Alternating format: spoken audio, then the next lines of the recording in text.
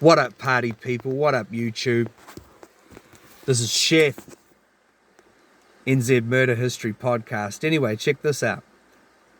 Over here, we've got the Mai Tai River.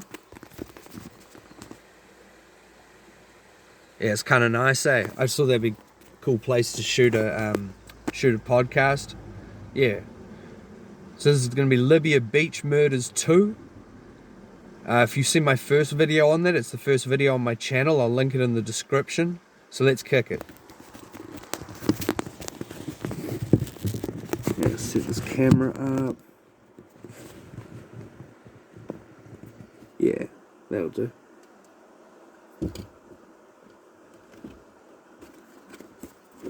Lynn Howie and Marc Desalis, Libya Beach Murders 2014.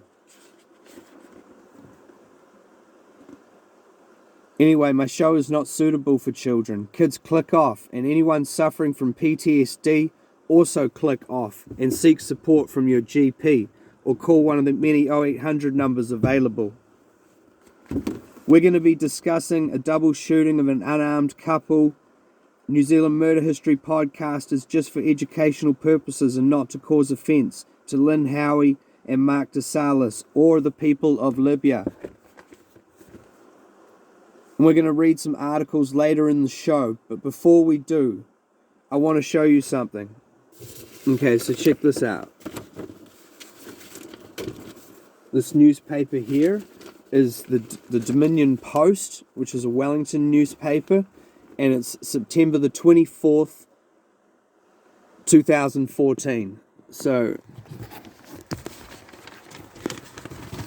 this is an article I've kept with me for a long time. I've had this for 9 years, so that's why it's a bit faded. So that's Lynn Howie on the right, obviously, and that's Marc Desalis. And they were shot on the beach outside the Melita oil base complex in broad daylight. So over here, I'm not going to show you a picture of the crime scene, don't worry, but that's just the beach of where the shooting occurred. Yeah, it looks like a nice beach. Yeah, but the article here that I'm referencing these photos from is Slain Kiwi in Wrong Place at Wrong Time.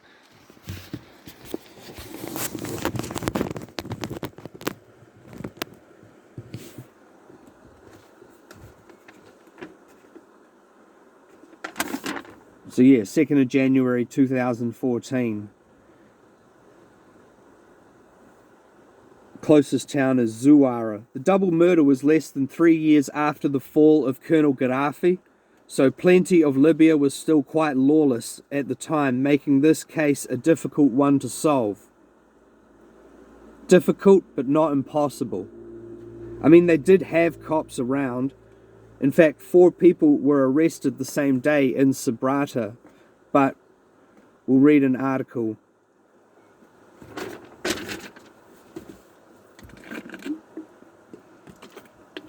Okay, so I think first I'm going to read the Sydney Morning Herald one.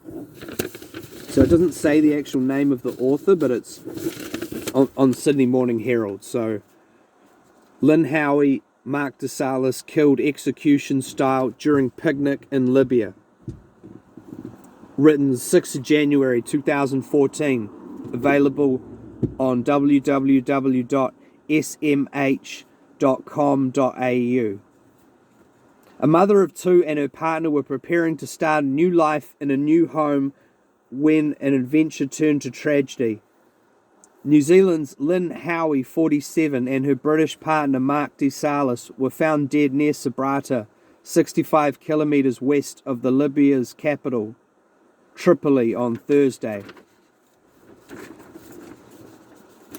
Details surrounding the death remain vague, but the couple are believed to have been shot execution style while enjoying a romantic picnic on the coast. A photo being circulated by Libyan media shows a man and a woman lying face down, a picnic blanket and rucksack between them, blood from head wounds staining the surrounding sand. Howie had a love of life. Howie lived and worked in New Zealand but was visiting Desalis. They had planned to travel to London when they were killed. I just want to correct that. I don't actually believe that's true. I believe Marc and Lynn went there together. I think that's misinformation. But anyway, let's just skip forward a bit, because what I want to read about is what actually happened that day. So, motive unknown as robbery ruled out. According to reports, the beach where the couple was found was accessible only by four-wheel drive and was known as a dangerous area. It has been reported that their car and belongings were not taken. A Libyan security official said it does not look like robbery because there was no break-in at their Toyota car that was parked nearby. It was untouched until we came. New Zealand Ministry of Foreign Affairs, MFAT, said that it had been told there had been no arrests by Libyan police, contrary to Libyan media reports yesterday. Okay, so that's interesting. So in Libya, they're reporting that people were arrested, but the Ministry of Foreign Affairs here in New Zealand was not told that. So, anyway, a Libyan newspaper reported that shells from a 9mm gun were found at the crime scene.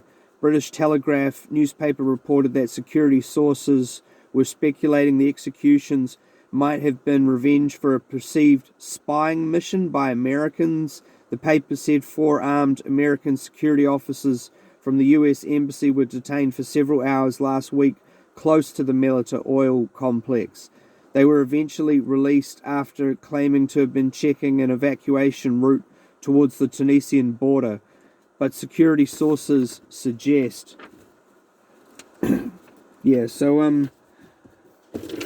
that's that article. I'll just read the last bit. The group may have been investigating the activities of jihadist groups in the area linked to Al-Qaeda, the Telegraph said. Spokesman Adam Crichton said the investigation was underway and Howie's family had requested privacy. Okay, so, that was basically the nuts and bolts of what we know about what happened that day to Lynn Howie and Marc Desalis. So, it's hard to form a picture of what really happened without much information. So, I'll read what I've got here anyway. So now, what I want to do is I want to appeal to the people out there who subscribe to my show. Thanks for watching, and I'm glad you liked it. Hit the like button. Now there's two more things that you can do for me. First off, I want you watching this video to hit up the major true crime channels to make videos about the Lynn Howie Marc Desalis 2014 double shooting. If you're watching New Zealand Murder History Podcast, which is a pretty obscure YouTube channel, then I would imagine you're subscribed to maybe 5 or 6 true crime channels, maybe more. So hit them up in the comment section. Savannah Bremer, Georgia Marie, The Crime Reel, Mr. Ballin, Eleanor Neal. It doesn't really matter, just whoever the fuck you like to watch, because we've just got to get this information and the photos out there.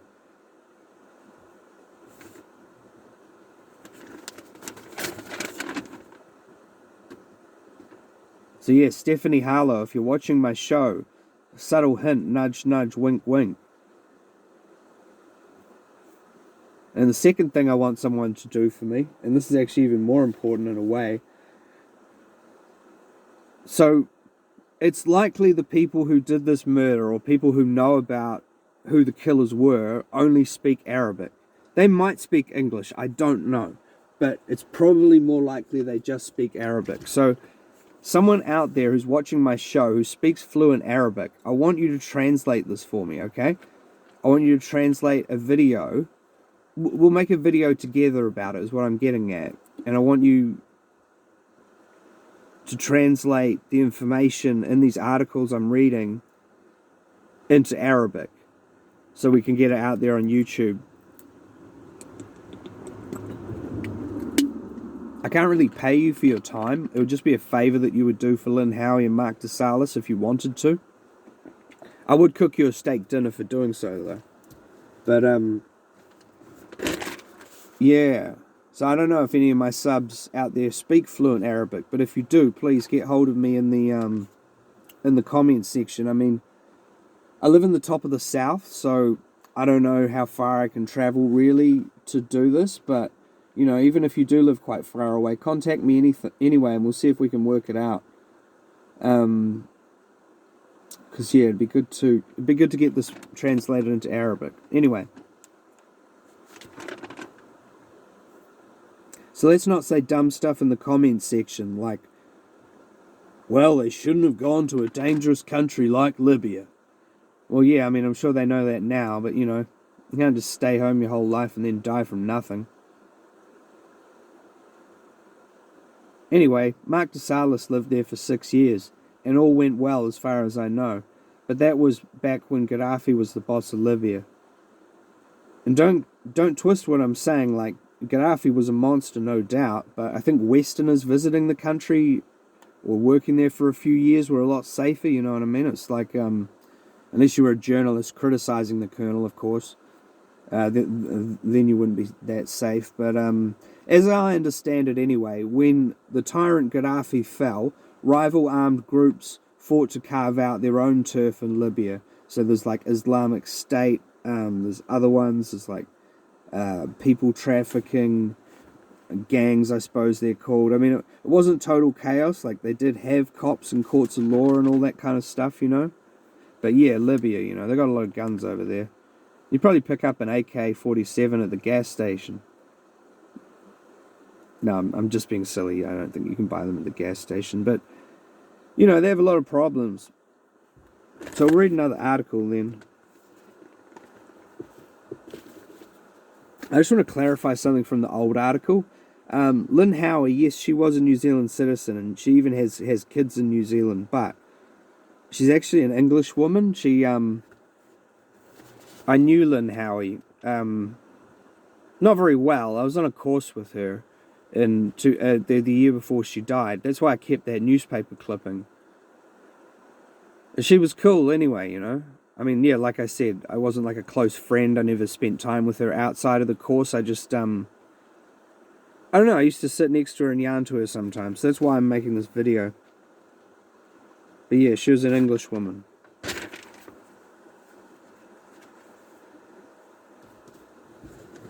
Alright, shall we read the third article then? Otago, oh man, I can't say it properly. Otago Daily Times article, there we go. Having a blast, slaying Kiwis last post, written on Monday the 6th of January 2014, available on www.odt.co.nz. And so that one, I don't have the actual name of the author of the article, it's just Otago Daily Times is all I could find, so that's the name of the newspaper there.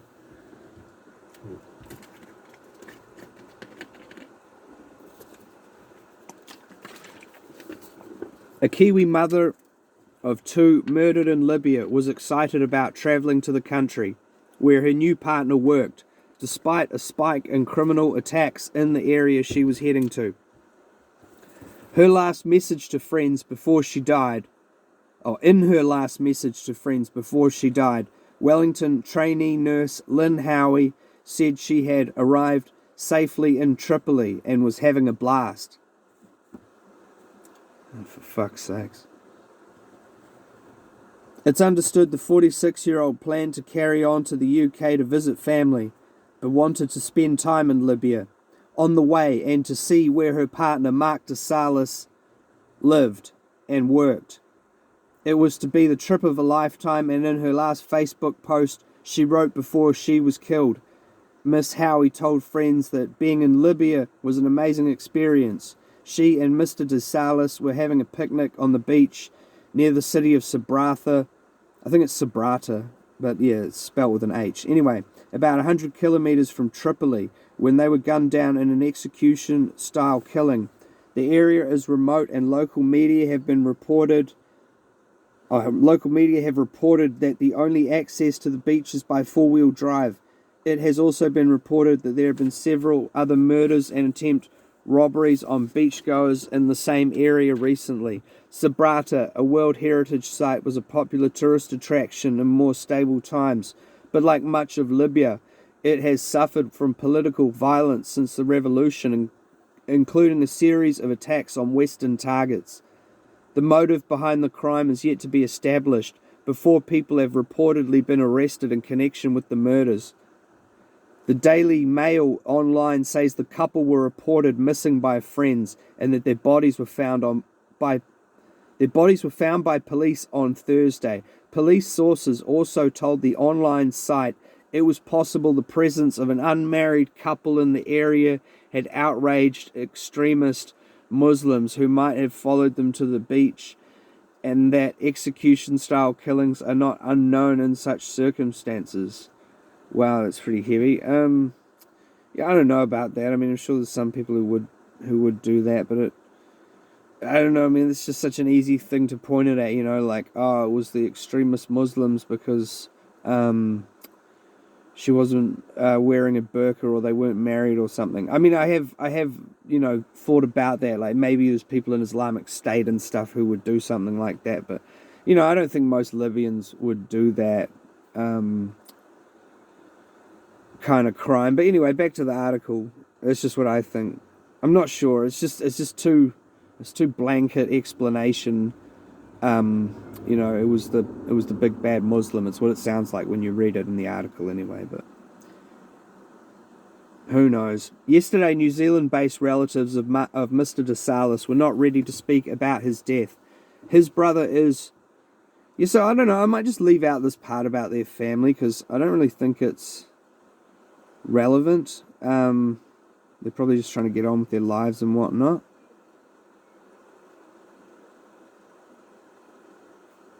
But mind you, it is sort of what happened. His brother's actually quite relevant to the case. Now, let's say his name. So, Roger Desalis is Marc's brother, and he was a well-known figure in IT, but he actually lived in Libya. Marc and his brother both lived there. So, yeah, I don't think this would have anything to do with him, but it's part of the story. But,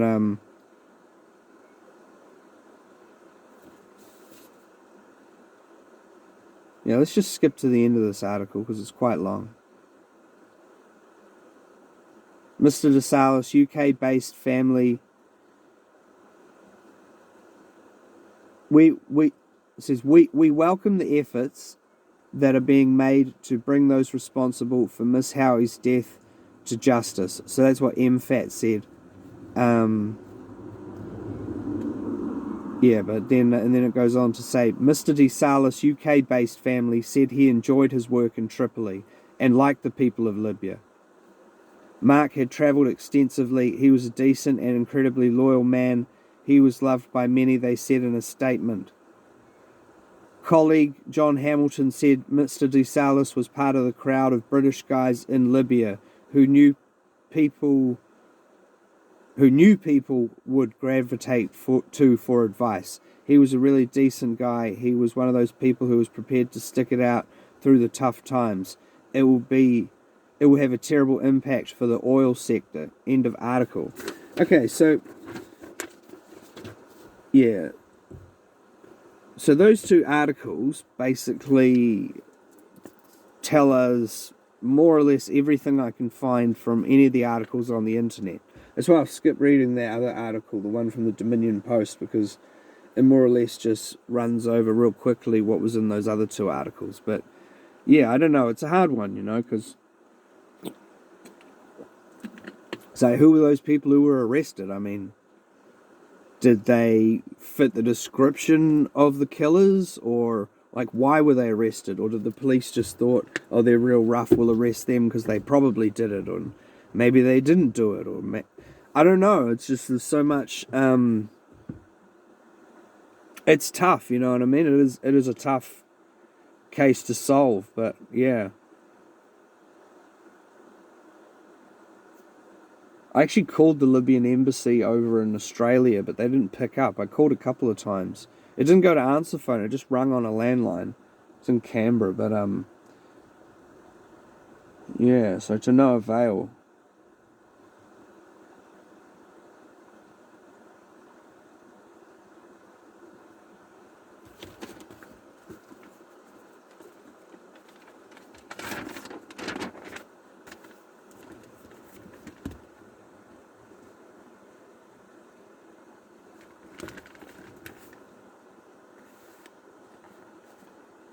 Yeah, so that's what happened to Lynn Howie and her boyfriend Marc Desalis, 2nd January 2014. Libya beach murders. What a mess. Oh, it sure was nice coming out here out in the Mai Tai Valley. That's the name of that river there. You know when sometimes Nelson floods? Well, this is the river that floods Nelson. Obviously, it's not going to flood Nelson at the moment. It's more or less just a trickle, but yeah, it gets there's a big catchment area. It can get a lot bigger than that. Also, we're further up. You know, if you go down towards the sea, it's a lot bigger.